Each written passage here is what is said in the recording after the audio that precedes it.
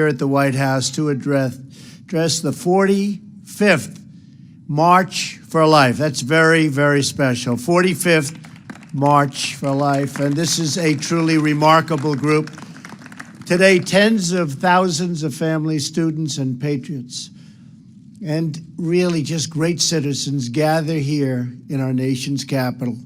You come from many backgrounds, many places, but you all come for one beautiful cause: to build a society where life is celebrated, protected, and cherished. The March for Life is a movement born out of love.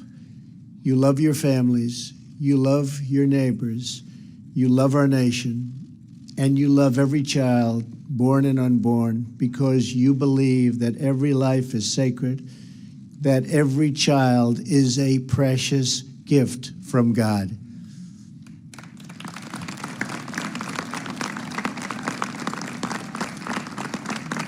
We know that life is the greatest miracle of all.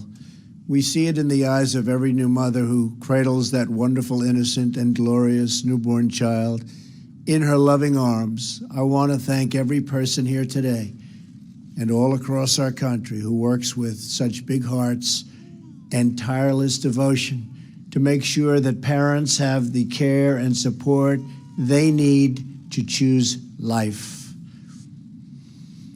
Because of you, tens of thousands of Americans have been born and reached their full God-given potential. Because of you. You're living witnesses of this year's March for Life theme, and that theme is Love Saves Lives.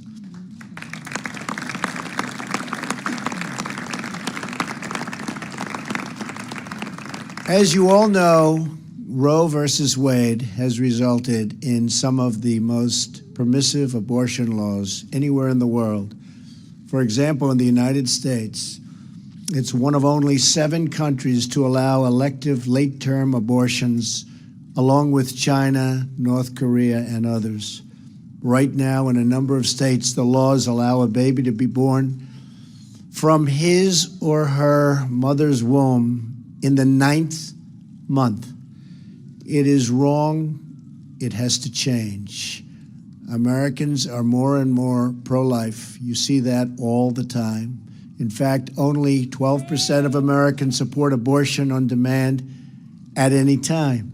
Under my administration, we will always defend the very first right in the Declaration of Independence, and that is the right to life.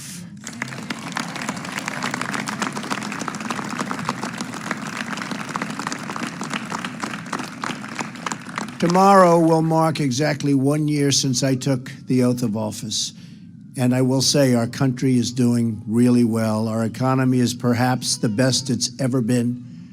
You look at the job numbers, you look at the companies pouring back into our country, you look at the stock market at an all-time high, unemployment, 17-year low, unemployment for African-American workers at the lowest mark in the history of our country, unemployment for Hispanic at a record low in history, unemployment for women, think of this, at an 18-year low. We're really proud of what we're doing. And during my first week in office, I reinstated a policy first put in place by President Ronald Reagan, the Mexico City policy. I strongly supported the House of Representatives' pain-capable bill, which would end painful late-term abortions nationwide. And I call upon the Senate to pass this important law and send it to my desk for signing.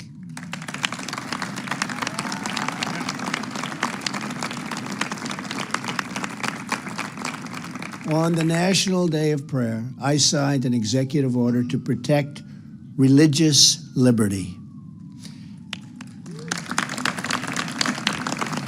Very proud of that. Today, I'm announcing that we have just issued a new proposal to protect conscience rights and religious freedoms of doctors, nurses, and other medical professionals. So important. I have also just reversed the previous administration's policy that restricted states' efforts to direct Medicaid funding away from abortion facilities that violate the law.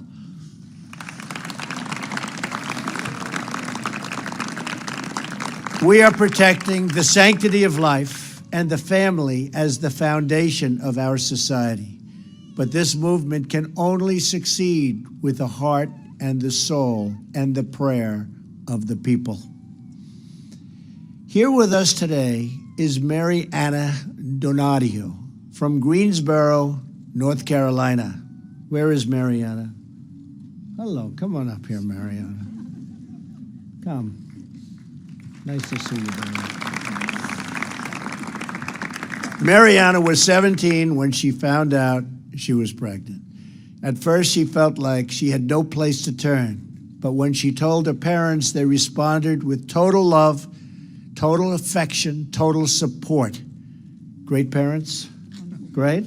I thought you were going to say that. I had to be careful. Mary Anna bravely chose life and soon gave birth to her son. She named him Benedict, which means blessing. Mary Anna was so grateful for her parents' love and support that she felt called to serve those who were not as fortunate as her. She joined with others in her community to start a maternity home to care for homeless women who were pregnant. It's great. They named it Room at the Inn. Today, Mary Anna and her husband, Don, are the parents of 6 beautiful children, and her eldest son, Benedict, and her daughter, Maria, join us here today. Where are they? Come on over. How are you? How are you? That's great. Over the last 15 years, Room at the Inn has provided housing, childcare, counseling, education, and job training to more than 400 women. Even more importantly, it has given them hope. It has shown each woman that she is not forgotten, that she is not alone, and that she really now has a whole family of people who will help her succeed. That hope is the true gift of this incredible movement that brings us together today. It is the gift of friendship, the gift of mentorship, and the gift of encouragement, love, and support. Those are beautiful words, and those are beautiful gifts. And most importantly of all, it is the gift of life itself. That is why we march.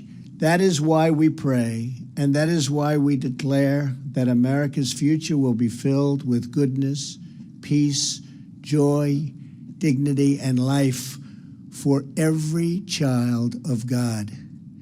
Thank you to the March for Life, special, special people, and we are with you all the way. May God bless you, and may God bless America.